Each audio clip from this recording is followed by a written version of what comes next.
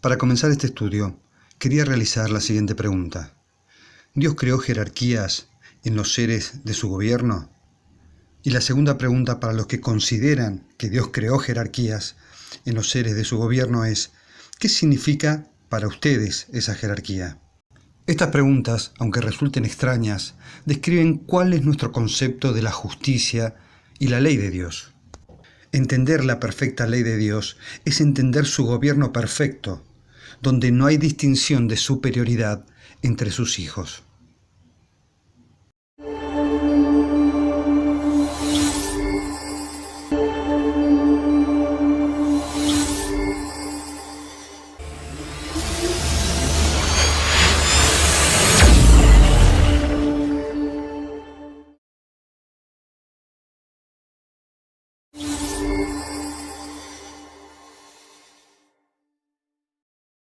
Nuestras preguntas iniciales y el enfoque de este estudio es poder estudiar nuestra comprensión de ciertas palabras y cómo al recibir nuestra educación espiritual hacemos distinción entre algunas definiciones, mientras que con otras podemos ser totalmente adoctrinados.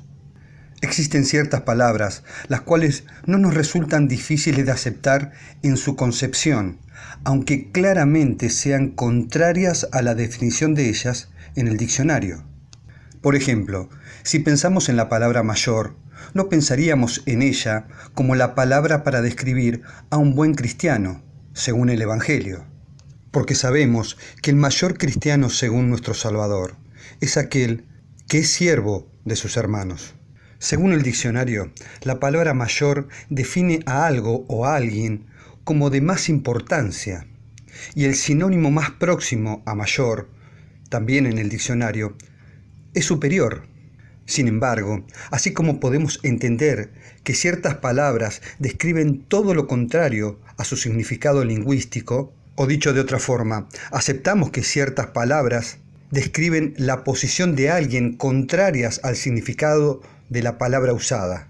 Pero no lo hacemos con otras que expresan la misma enseñanza, porque no entendemos el concepto general de la enseñanza, que va más allá de las palabras. Porque supuestamente todos saben qué significa ser el mayor según Dios. ¿Pero lo saben realmente? Mateo 18, 1 al 4.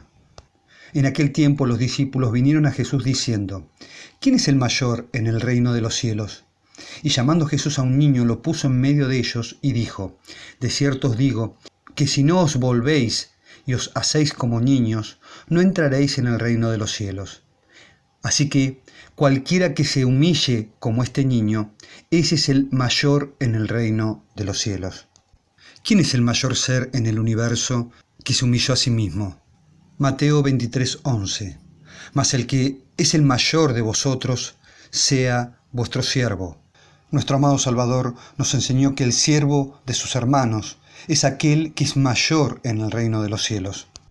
Cristo, quien es el mayor en el cielo junto con su Padre, nos demostró personalmente qué significa ser mayor en su propia vida. Filipenses 2, 5 al 8. Haya pues en vosotros este sentir que hubo también en Cristo Jesús, el cual, siendo en forma de Dios, no estimó el ser igual a Dios como cosa que aferrarse, sino que se despojó a sí mismo, tomando forma de siervo, hecho semejante a los hombres, y estando en la condición de hombre, se humilló a sí mismo, haciéndose obediente hasta la muerte, y muerte de cruz. Pero lamentablemente, muchas veces por las predicaciones de los que no consideran a Cristo Dios como su Padre, es difícil entender que las ideas jerárquicas no son razonamientos bíblicos, sino conceptos del enemigo de Dios. Satanás ha introducido esta idea jerárquica, esta doctrina del mayor, no solo para hacer una distinción como Dios entre el Padre y su Hijo, sino también para hacer distinción entre los hombres. Mayor no es una cualidad de jerarquía, por lo tanto, jerarquía tampoco es una cualidad de mayor en la Biblia. Sí para el mundo. Mayor y jerarquía son conceptos de servicio, bíblicamente hablando. Y esos conceptos son totalmente contrarios a los del mundo. Aunque uno de esos conceptos se entiende bíblicamente por las palabras de Jesús, el otro se lo niega, aún sabiendo que su significado indica lo mismo. Veamos el ejemplo de la palabra mayor en la Biblia más utilizado como jerarquía. Jesús dijo, Juan 14:28, ¿habéis oído como os he dicho, voy y vengo otra vez a vosotros? Si me amáis, ciertamente os regocijaríais, porque he dicho, voy al Padre, porque el Padre mayor es que yo. Esta expresión de Cristo es el argumento preferido para implantar la idea de jerarquía entre el Padre y el Hijo, por las mentes de aquellos que no creen en la igualdad en la deidad. Pero si según la enseñanza de Cristo mismo, el mayor es el que se hace siervo, y fue Él quien tomó nuestra naturaleza, por definición, Él es el mayor en el cielo. O sus palabras solo cuentan para la humanidad, no para la deidad. La respuesta es que el Padre y su Hijo son el ejemplo no solo de sacrificio, sino de servicio, humildad e igualdad. Así, como ellos son iguales, y no hay posición de superioridad en ellos, no crearon posiciones de superioridad en los seres que crearon. Tanto el Padre como su Hijo son los seres mayores en el cielo, y los que serán redimidos son iguales entre ellos, como lo son ahora. No hay mayores y menores en el cielo, como no debería haber mayores y menores aquí en la tierra, según el concepto humano jerárquico de ser mayor. Este entendimiento de un solo Dios mayor es la base de la negación sobre la igualdad en la deidad, la razón del por qué difícilmente entienden cómo el Padre y su Hijo son uno. Pregunta: ¿la ley y el gobierno del cielo es la de uno solo de los seres de la deidad? Claro que no, pero para muchos sí lo es. Muchos piensan y predican que solo el Padre es Dios, negando a Cristo como Dios. Bueno, no como Dios, sino como Dios menos Dios que su Padre, aunque digan creer en Cristo creador de todas las cosas con su Padre. Si vemos a la deidad como una división jerárquica de dos seres, uno inferior y el otro superior, dicha idea conceptual de mayor y menor se traslada a todas las cosas. También se la traslada aún a la misma ley. Veamos si no esta pregunta para que ustedes la razonen. ¿Los primeros 4 mandamientos de la ley hablan solo del Padre? ¿No hablan también de Cristo? Deberían estudiar detenidamente los mandamientos que hablan de Dios y ver por qué las doctrinas jerárquicas en la deidad que algunos piensan ven que el amor a Dios en la ley es solo al Padre y no también a nuestro Salvador. Al estudiarlos, debemos verlos por lo que son, una unidad de mandatos a amar a la deidad, de amar al Padre y su Hijo, donde el concepto de amar más a uno que a otro es la enseñanza de mayor y jerarquía que ataca a Cristo como igual enteramente a su Padre. Ahora, hagamos lo mismo con el resto de los mandamientos. Los 6 mandamientos que hablan del prójimo, ¿presentan alguna idea de jerarquía entre los hombres? La ley, cuando hace referencia a nuestro prójimo, no presenta ninguna idea de superioridad entre los hombres, sino de respeto, cuidado y responsabilidad por el otro. En síntesis, son acciones de amor sin distinción al prójimo. El concepto de mayor como superioridad jerárquica entre el Padre y su Hijo tiene el mismo concepto de un Dios creador de seres inferiores y otros superiores en todo el universo. Este entendimiento sobre el Padre y su Hijo y del sacrificio infinito que realizaron, siendo los creadores de todas las cosas, no les alcanza para entender que mayor es quien sirve, no quien está por encima del otro. Razonemos esta otra idea.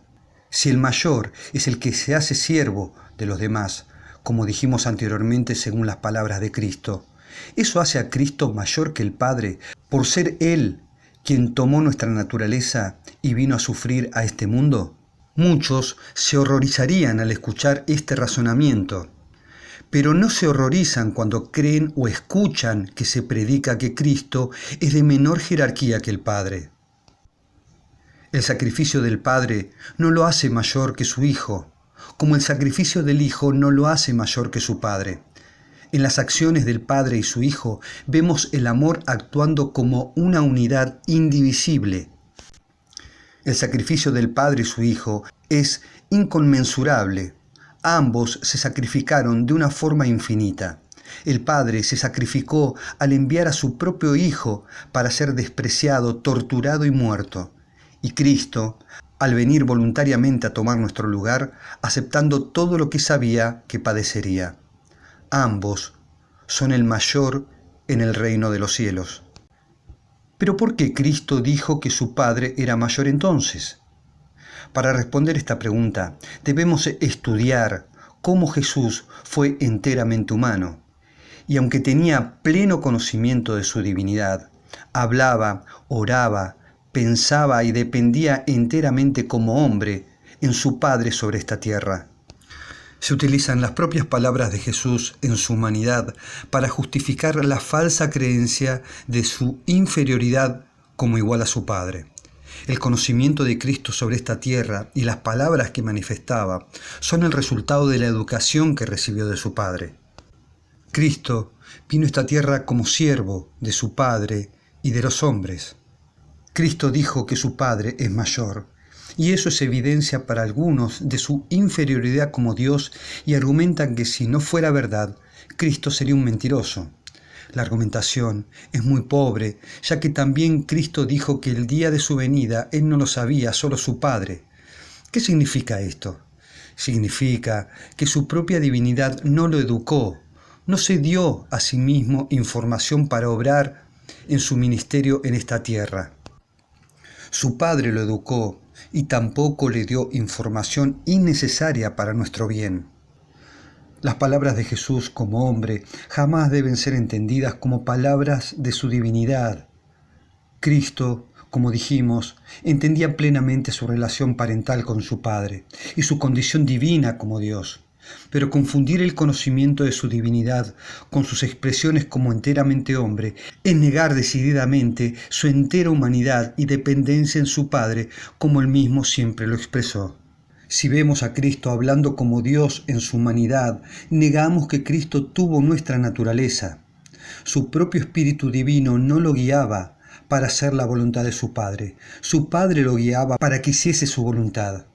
Si no escuchamos a Cristo como hombre, solo creemos en su humanidad como un envase. No se ve el verdadero sacrificio en su humanidad, en su vida diaria como enteramente hombre. Solo ven un ser superior que lo sabía y lo podía todo, con un cuerpo que solo imitaba nuestra forma.